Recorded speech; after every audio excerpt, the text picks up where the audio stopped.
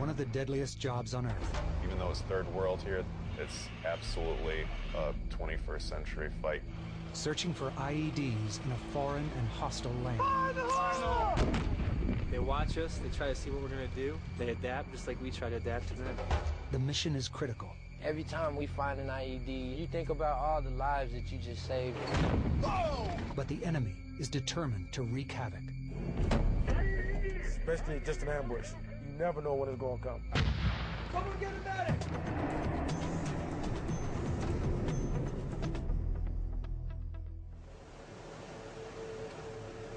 On a remote highway just outside Kandahar, southern Afghanistan, a convoy carrying the 1st platoon of the 23rd Engineer Company suddenly grinds to a halt. What did you get a tone with all that stuff too? When I went, I saw it. The lead driver spotted a small wire buried in the road.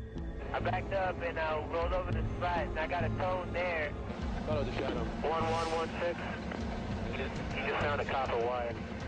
It's called Angel Wire, widely used by the Taliban to manually detonate improvised explosive devices, or IEDs. Well, the bad guys put bombs in the road, and they do everything they can to make sure we don't find them. They'll bury them, and they'll bury them in the road a week ago. And it'll rain, and cars will drive over them. So there's really no indication there. Nothing to tell you, hey, there's danger under the road right here. These IEDs, they're not just going to stop the truck. They're going to tear the truck in half. This isn't the company's first run-in with a possible IED. They were actually sent here to find them. But every situation is different, and something can always go horribly wrong. Everyone came out the ground with an empty bag full of shit. I was like, I can't readily identify that, so I'm backing the up. Are they really old, or they got colors and stuff on them? There's 4 local nationals sitting under the trees. And I asked them if there was a mine or an IED or a bomb in the road, and they said, no, no, no, no, no. What do we got here? An IED. Definitely 60s. They're all filler. The Arghandab River Valley, I can tell you right now, is grad school. It's not PhD level. We've got a couple tougher areas, but certainly there's going to be a lot of activity in that area, and it is a real cat and mouse game with a really, really difficult, tough enemy using some really treacherous tools against us. 82 millimeter mortar. We think it's white phosphorus. See the dead cord going into the tip? Yeah, 11 mortar rounds and a jug of fuel. The team uses a robot to carefully handle the IED's components, hunkering down to avoid a blast or possible ambush. Then they clear the area for a BIP, or blow in place.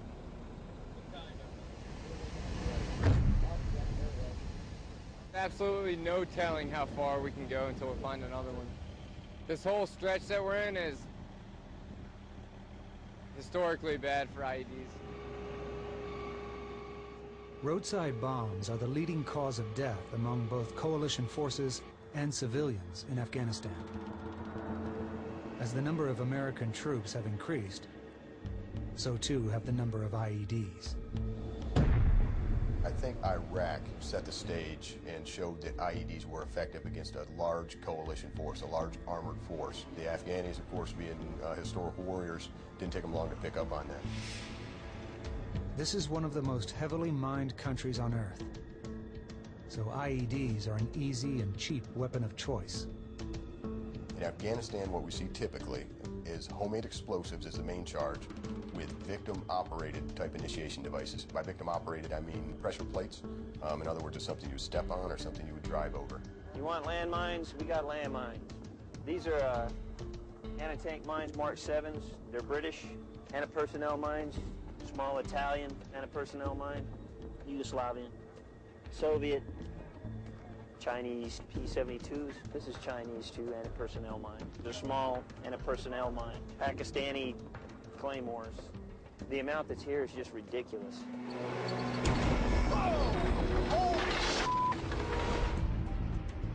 There are 2 ways to find an IED.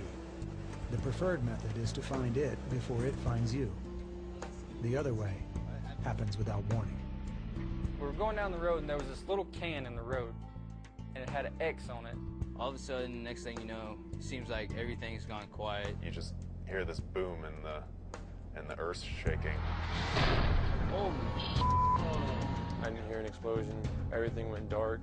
I couldn't probably even see my hand in front of me to put it up in front of my face. There was a giant flash and then loud noise.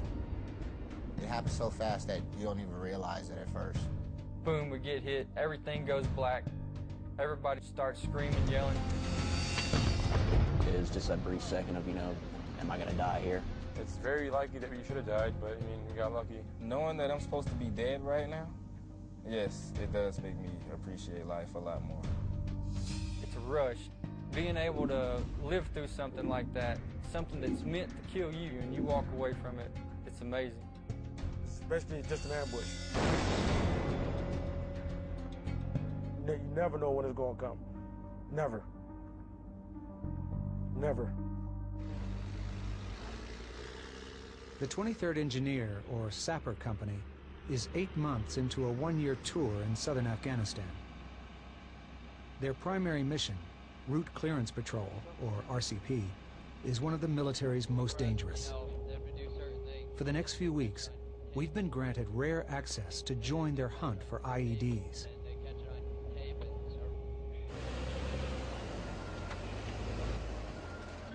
The 23rd's heavily armed convoys include the latest MRAPs, or mine-resistant vehicles. The leader of the pack is the Husky, which scans the road ahead with ground-penetrating radar. Underneath these panels, it has a bunch of cameras, and it basically takes pictures of the ground. The biggest MRAP is the Buffalo. It weighs more than 40 tons and carries a robotic arm and backhoe to dig up wires and explosives. A third vehicle is a troop carrier called the RG-31. These vehicles that we have can take a crazy punch. A couple 100 pounds of HME or whatnot, that'll blow you sky high. But that truck is going to take whatever they go ahead and throw at it. We've got a lot of great tools, but it comes down to a 20-year-old guy driving alone in a truck, hoping that his mine detector is working right today. If it's not working right today and he gets hit, he's hoping that the guy who welded his truck together did a good job.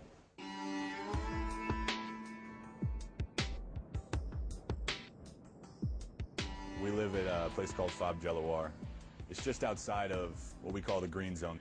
So immediately surrounding us is miles and miles of desert, except in one direction, 2-3 kilometers away is where the population lives, right along the river. Learning routes and patrolling them constantly underlines an important rule for RCP. Never rush to failure. There's no rewinding it, I mean, if you go ahead and hurry up to stupid, then you're gonna rush yourself to failure. Take your time, proper planning.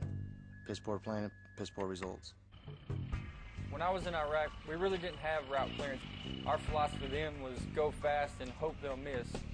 Now with route clearance, you go slow, basically look for the indicators, look for something that might tip you off for an IED. Our typical route speed is very slow. We have to crawl along. As you can imagine, we have to look under every rock, we have to look under every bag, we have to look at everything, and it takes a long time. You're literally moving at single-digit miles per hour as you're route clearing. It took a while for me to adjust to it. You're moving real slow. It's real methodical, I guess you could say. It's nerve-wracking. You're sitting there in a rolling tomb trying to find the IEDs, and catch them before they catch you, I guess. Well, if we go faster, you got that risk of missing something and or getting blown up. In our eyes, we would rather find it or take the blast ourselves than somebody else coming behind us getting blown up. We've seen dismount step on IEDs, and it wasn't really a good day, Getting hit by an IED is called a strike. Half of the men have already been hit at least once. The rest know it's just a matter of time. We drive around every day looking for IEDs. That's our job. We expect to get hit. It's not, if I'm going to get hit, it's when. So you come to the fact of that. It's either hopefully you'll be mounted when you do, and you can find it, and then hopefully you're not dismounted when you find it. Route clearance in general, I think, is one of the most important jobs we have here in Afghanistan, and it's f***ing dangerous. But to tell you the truth, I'd much rather be doing this than sitting behind a desk. The explosive force of IEDs is measured in pounds. Most of the roadside bombs, or jugs, the men encounter in the Arghandab Valley are around 40 to 50 pounds. But just a week ago, the 23rd's 3rd Platoon took a hit estimated at 450 pounds. Just rolling along, doing our normal scratches, interrogations, because it's been a hot route for such a long time. We had just scratched the area, but the IED was buried so deep. I mean, we weren't going to find it unless we got out with shovels, and that would have been a bad idea. We scratched on the area, moved forward to interrogate another spot, and boom. I saw the buffalo strike. All of a sudden, you just hear this boom and the earth's shaking, and you can't see anything. And it was just complete silence for a few seconds. We took the biggest blast the whole company has ever taken. This the whole deployment so far. Everybody was pretty shooken up, a little concussed, and also with just overall soreness. When we get hit that hard, it rocks your body, hurts your core. It's a pain you really can't describe. We just thank God we made it out of there. As the 1st Platoon gears up for their next mission, they try to figure out how the buffalo was targeted for such a devastating strike. Video from a nearby security tower captures the ambush possibly being set just moments before the 3rd Platoon arrives. The guy in the white was obviously doing something suspicious. I told you, I really think that dude on the motorcycle came and let him know, and was just like, look, they on their way. Like, see, he just went and got him. And then both of these guys don't look like they belong in this village. There's they look just out of place. Yeah, there's nothing but village. There's other farmers that live here. This dude is wearing a perfectly clean white burqa or whatever they call them things. And this dude looks educated. He's not a farmer. They work in sales, so say it's a 5-man IED team or whatever like that. You got 2 guys that make the IED, 1 guy to place it. You got 1 guy to run the wire, and then the person that detonates it. You know, you don't know who you're looking for. Yep. They don't wear a uniform. They don't have like, you know, I am Taliban written on their forehead or anything like that. So you never know who to look for. Those guys right there could be spotters, and you would never know. It's like if you go to guys that sell drugs on the street, they all wear the same thing, so the police can't readily identify that person. And that's what they use out here to their advantage. I roll through Jalawar village every single day, and I cannot recognize one person. Looks at the ground, looks at the road. Drops down. Now he's down there. He's got to be arming it. That's a red flag, right? And then watch how fast he's moving. It's 9 seconds. Yeah, right when he gets to the road, he looks back, and looks up the road, and then walks away. And then right down the little route. One last look, and then he's gone. Look who's coming right down the road immediately after this 3rd Platoon. Holy Look at that. Isn't that good timing? This is a footpath. That's the footpath.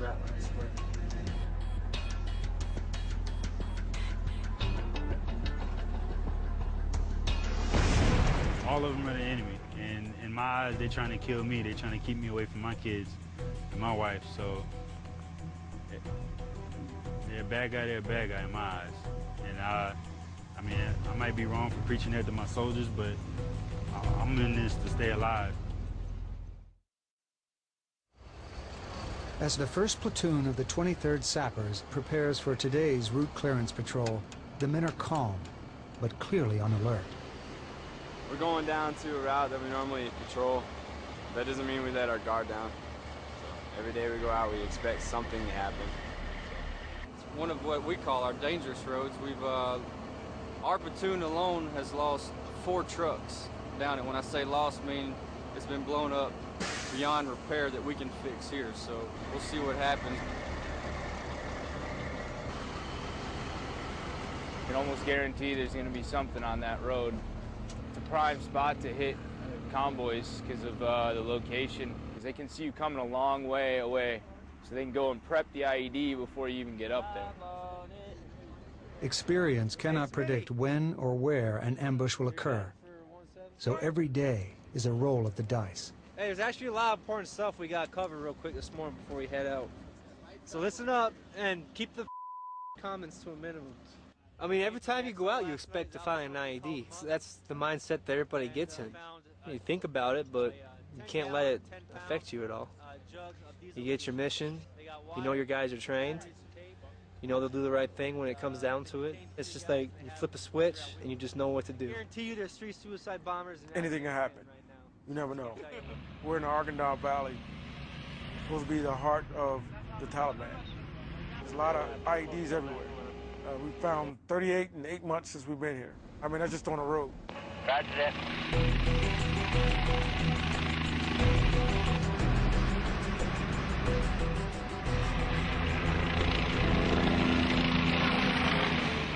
We don't get hit by IEDs every mission, but every mission, the expectation when you start out is something's going to happen today. And it's really difficult to get yourself amped up and get the level of focus that you probably need to be successful and have nothing happen. The day you stop paying attention is the day the truck in front of you or behind you or the truck you're in gets hit.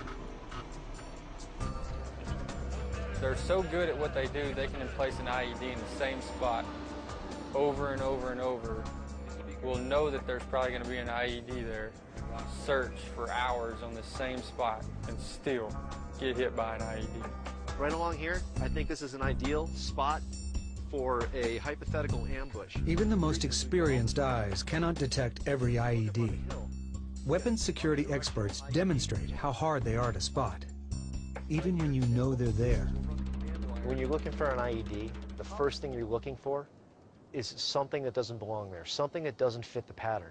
And the pattern is a natural brush line. The pattern is, hard-packed dirt, and all of a sudden you've got loose dirt here. Well, something came along, something must have manipulated that change. So I'm gonna go ahead and set this one up down here. All right, I'll meet you down there with the wire. Okay.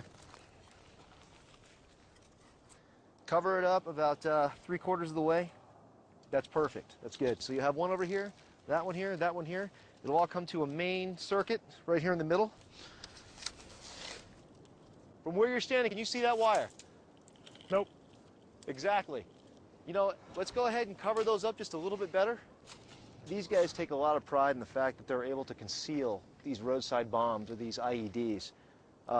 So when you're utilizing change detection, the best part about it, or the irony is, the harder you work to cover this up, the more we're going to be able to see it. It's pretty strange to be doing this, being on this side of the fight. But it gives you an appreciation for how challenging it can be to really identify this stuff. From the road, you've got all this coverage here. You're not going to see the wire. Pretty quick and pretty easy. We're 50 feet out. I don't see any evidence of badness out here. In fact, I'm looking a little further down where those trees are. That's where I would expect the threat to come from, not in this nice open space right here. So let's just drive and see how long it takes for us to actually spot it. Nothing, absolutely nothing. And right now we're doing 3 miles an hour. Absolutely nothing. Okay, here it is. There's 1, there's 2, and 3. The point behind the demonstration that we had on the road was to give real appreciation for how difficult it is to see IEDs. You can drive right by, you can walk right by, and potentially see nothing at all. This right here is an aerial shot of the road where we emplaced our own inert IEDs. This is the before image right here, and then if we overlay the after image, we can tell a story. You can see right here, there's tire tracks. Well, that's where we drove our vehicle. This was our area where we got out, and we did all our prep. This is where we walked. We dug in right here, and we did the exact same thing in 2 other places. Change detection imagery uses thermal, night vision, and infrared cameras mounted on unmanned aerial vehicles to detect physical activity. Then, it's up to sapper companies like the 23rd to find out if an ambush has been set on the ground. One of their biggest concerns is getting reliable information from locals. Even the Afghan translators do not trust local villagers here. In Afghanistan, especially in this area, we cannot trust to anyone. Out of base, out of our friends, we cannot trust to anyone. He says, it's my village, don't worry about here, and there's nothing like down here. We can't afford to trust locals when it comes to certain things. Our basic philosophy is that you know, we don't take things for granted because you can't afford to. This I don't know down there, but from this house onto the trees, I'm the responsible of this area, village. I want to help you, and there's nothing is down here, no ideas, nothing. Okay, so, but he doesn't know past this village, he doesn't know if there's anything in the road. When someone tells me that there are no IDs on the road, or when they tell me to put my weapons down or come drink tea, I mean, I'll go drink tea with you, but in the back of my mind, I'm always have that situational awareness.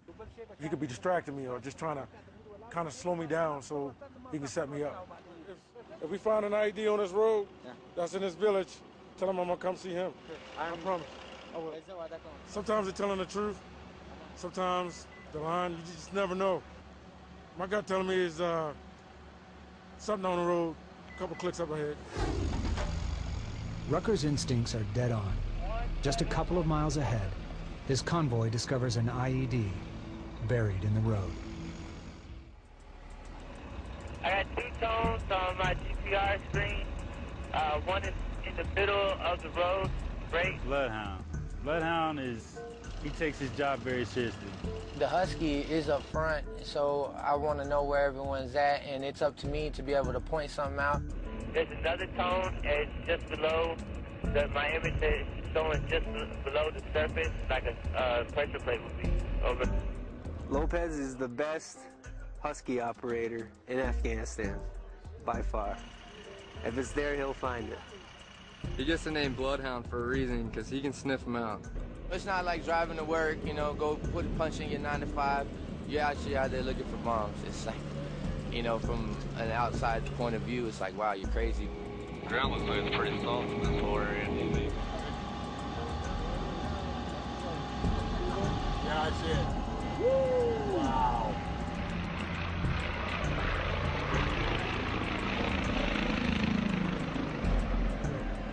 You think we're being watched right now? Over. We're always being watched. They go above and beyond trying to hide these things just so that we can't find them. You know, they watch us. They're always watching us, how we work, and they change up, and then we change up right along with them. They watch us, they try to see what we're going to do. They adapt just like we try to adapt to them. Usually the lamp cord's a dead giveaway that you got a pressure plate, because you have to have the positive negative to complete the circuit when the pressure plate is stepped on or drove over.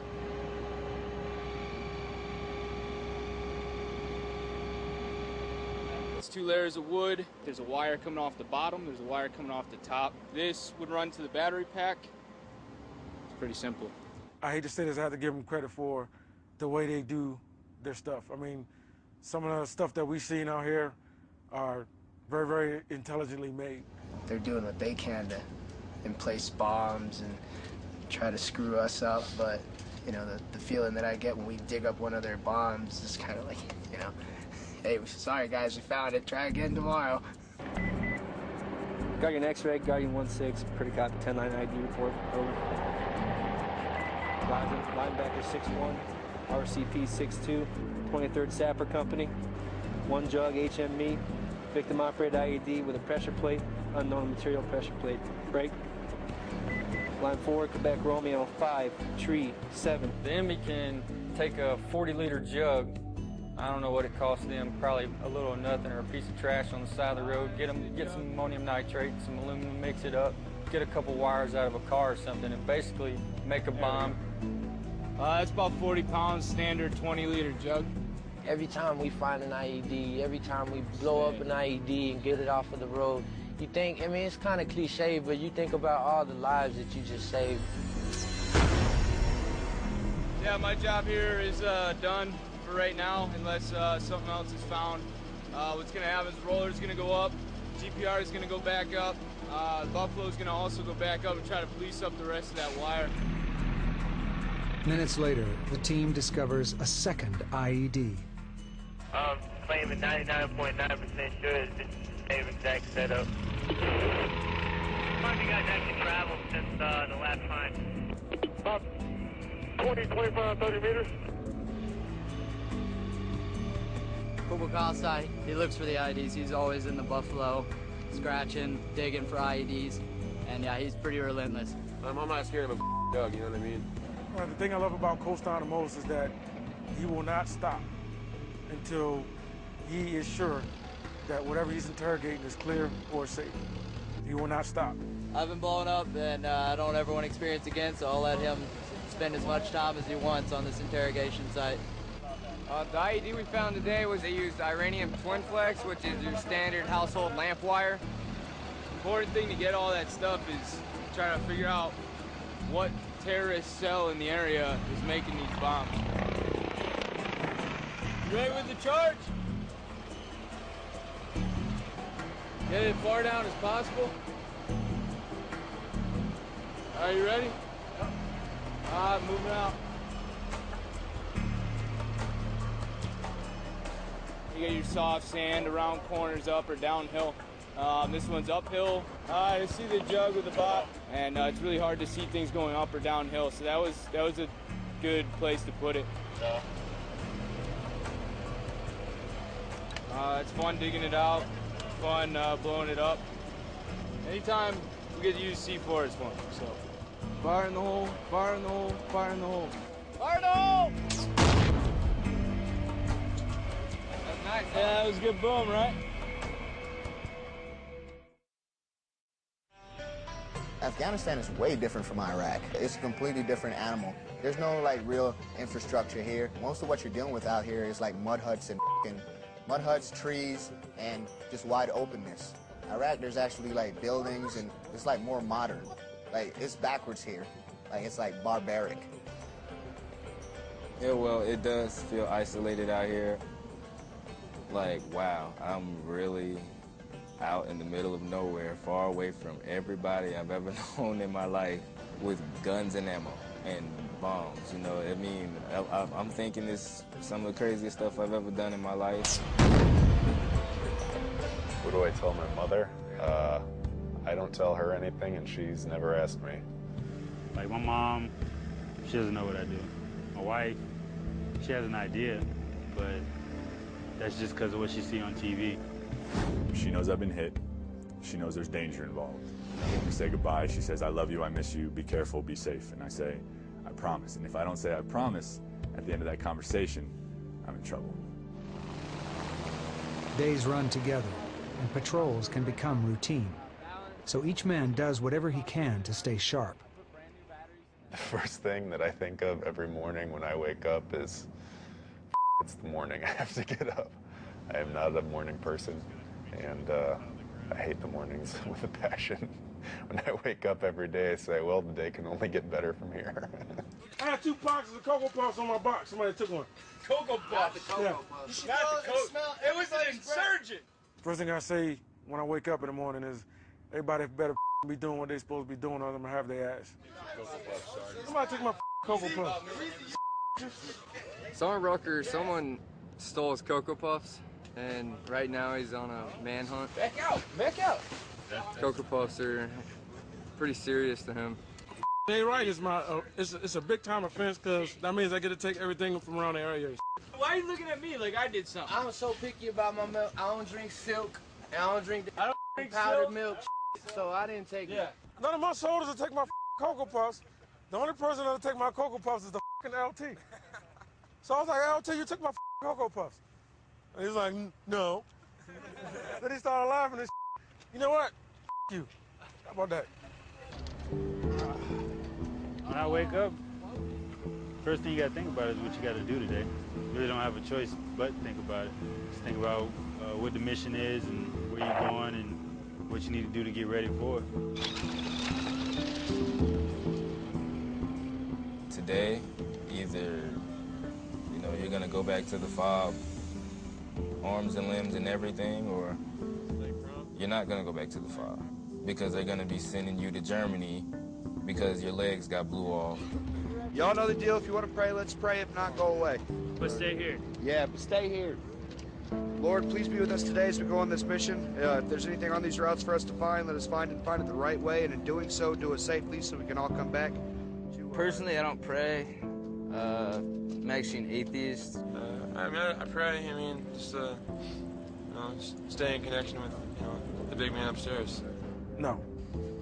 I do not pray. And I hope my mom not watching this when I said I don't pray because she's gonna have my ass.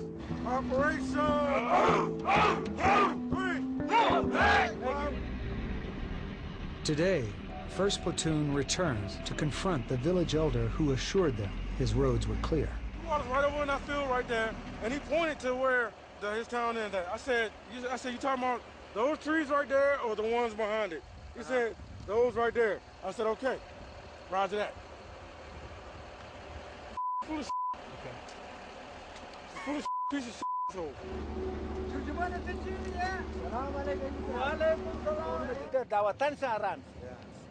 I need a good situation. I want to help you. I want to help you. And he said, how are you? No. Tell him yesterday you walked me right over there and you showed me where the your village ended at. Did you or did you not? Why, nothing is going here. I mean, on the road, there's no ID. That's what you said yesterday. In 15 minutes up the road, there was 2 IEDs in the road. Starrugger, he's a straight shooter. He tells it like it is. He doesn't like the village elders just because they lie all the time. They tell you one thing and then they do a complete other thing. I think his approach was pretty appropriate to let him know that we're not messing around. Hey, Bobby, tell him Captain Day is down there, and he wants to know if he can go down there and meet up with them, and they're going to talk about the village and go through this village with him. He said, just trust me, and you should stay for night here in my village. I think a lot of the dissension that you see with the soldiers and the locals is a lot of the really big, bad strikes that we've taken. There's been locals around. There's no doubt in your mind that the locals knew there was something there. They knew there was Taliban around. We go out of our way, we try to help them. We're nice to them. Why don't they be nice to us? Why don't they help us out? He don't want to cooperate. That's basically my take on it, because if you say, you know your town, there's no IDs on the road, and you drive 200 meters up the road, and you find 2 IDs, then you tell me what you think. You want to know if we want to go have some chai with him? You want to know? What I really want to do is put my foot in his ass. My LT is a lot more diplomatic than I am. I'm considered to be very, very firm and straightforward. And sometimes, especially dealing with locals, you have to be very, very firm, because they have a different way of thinking than we do. Captain Day goes, he's being a significant asshole. Linebacker's going to send him back to me, and we're going to straighten him out and find out what's going on. These guys been at war for like, what, 40, 50 years? They're just trying to live, that's all. Whoever looks like is going to win and keep them safe, that's who they're going to side with. They could care less if it's the Taliban or the U.S. or the Russians or whoever. They just want to be left alone and go about their business.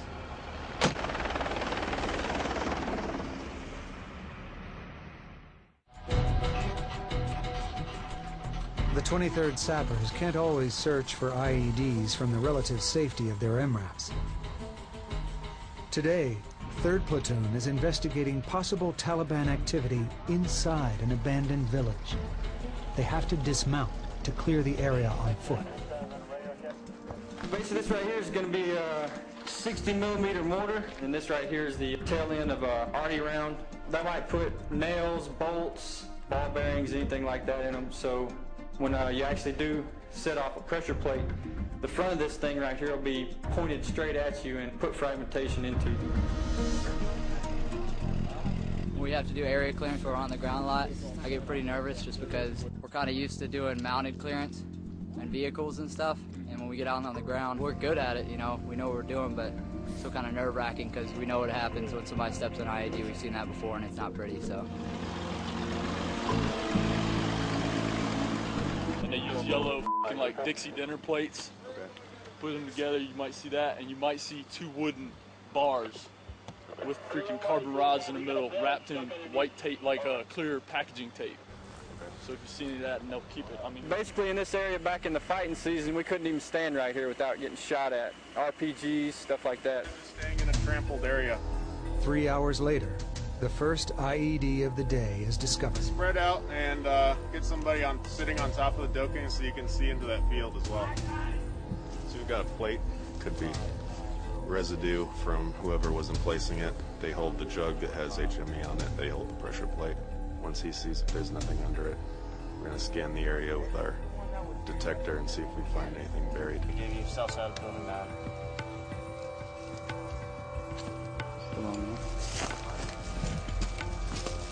start here and start scanning this way. I didn't see it.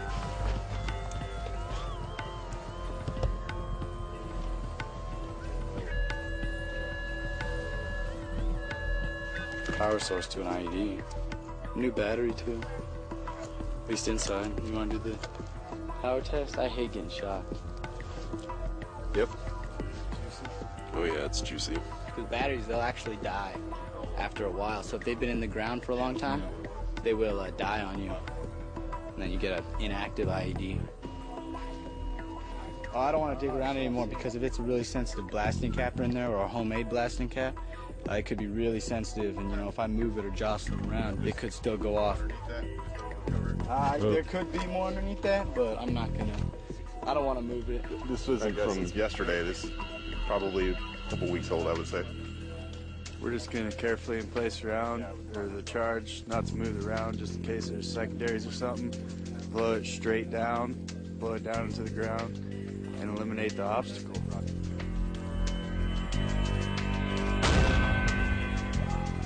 3736. Roger. Looks like we got everything. It was just the one mortar. Over. Dismounted patrols are extremely dangerous. The men are constantly reminded to stay inside the beaten path. You want to try and step where others have stepped, see where the path's pretty beaten, been ran over. Because if it's soft, you don't really want to step there because it's the unknown. You always want to have good footing and know where you're stepping, just in case.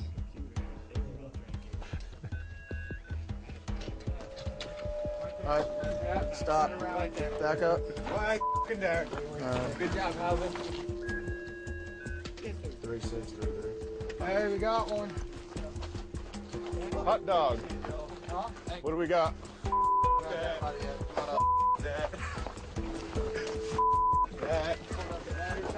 Battery pack, eh? Sweet.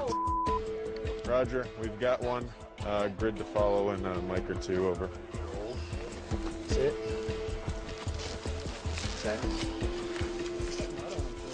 Soft. That's pieces of the plastic. The wars are won by boots on ground. You can't win a war from being in a vehicle the whole time. You know, the grunts are out there living in the shit every day, you know, embracing that suck. They're like, hey, you know, we got a bunch of IEDs out here. I need to get it cleared out. And we're like, yeah, Roger. You know, that's our job. If you want to move it out of the way. The men begin to relax as they prepare to destroy the last IED of the day. Do you want to know what the IED is, over?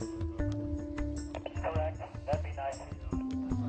PPIED, 2 plates with foam insulator, ball bearing connection, 9-volt battery, 80mm mortar, primed with det cord. Well, successful day. But some have forgotten an all-important lesson. 5 minute on your count, over. Are you good for 5 minutes? Yeah, all we gotta do is get back there. Someone get a medic! Get some tourniquets! Roger, a toe popper went off. I was here, Nelson was right here, a couple guys were right there. All of a sudden we see just people walking in, poof. Saw the smoke, bunch of body parts, and then as the smoke cleared, realized that all the body parts were still connected. Toe popper went off. The Afghan interpreter stepped outside the cleared track, triggering another IED. Hey, don't be walking all around. Back up. That way, back up. At first, I was just kind of what happened. And then after that, it's kind of like, okay, what happened? Who got hurt? Hey, man, you're good. Breathe, brother. Breathe. Well, he walked where we didn't clear it. So, I mean, if he would have stayed on the beaten path, it never would have happened. This time, the men are lucky. The main charge fails to go off, and nobody is seriously hurt. If it had, the damage could have been catastrophic. Man, how's it now that he's moved? Okay, Roger. How's he doing? Oh, yeah. He's fine. Definitely an incomplete day. Yep. Why not? Too old for this shit.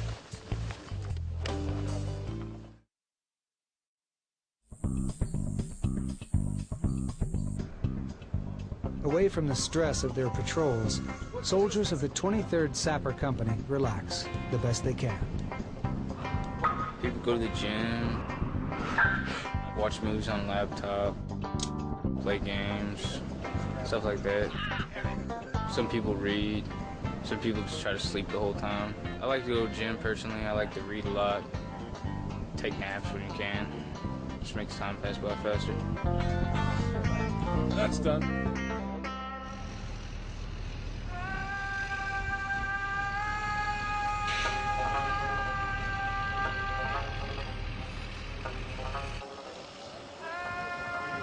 It's really not the Afghan people we're fighting, it's a select few, the Taliban that hide within the population. That's the real enemy that we're fighting.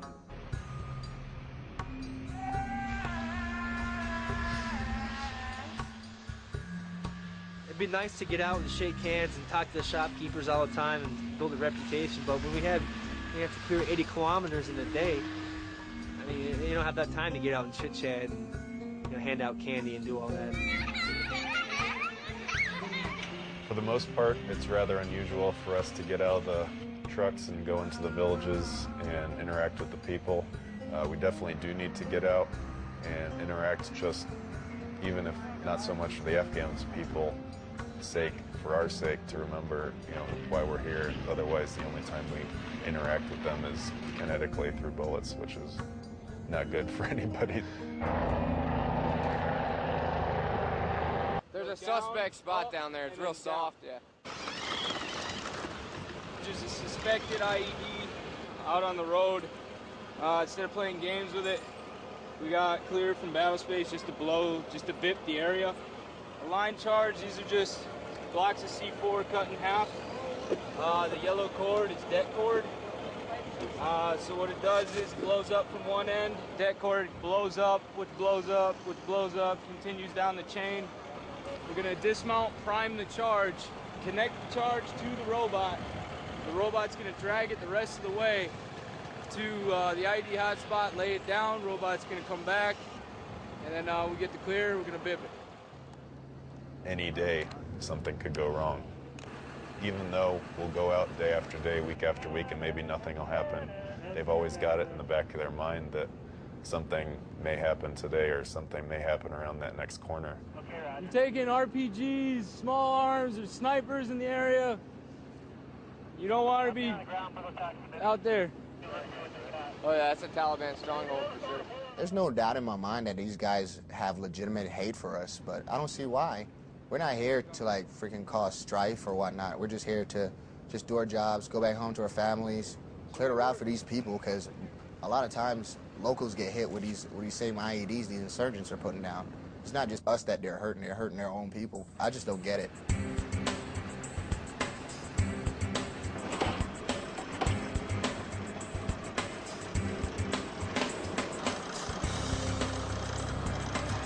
Bring it all the way back to me so y'all can tag those videos. I'm ready. We just gotta wait for the word. 3, 2, 1. Fire in the hole. Fire in the hole. Fire in the hole. In 3 more months, the 23rd Sappers will rotate home. Until then, they'll do their best to survive. To be honest, I know it's crazy to say, but when we do leave here, like when our deployment is over, I'm sort of gonna miss it. Fire in the hole! Oh, I'm definitely scared of IEDs. Getting blown up, losing a leg, something like that, being injured. Got a wife at home, I want to go back to her. The only thing to fear is the unknown, and once you've dealt with it, I mean, it isn't unknown anymore, so might as well just deal with it. If you're gonna get hit, you're gonna get hit. There's really nothing you can do about it. And it's when you start thinking about all the what ifs, that's when things start getting screwed up.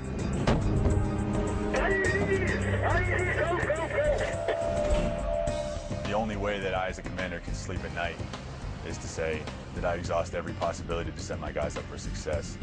Are you riding with us? I care deeply about every one of my soldiers.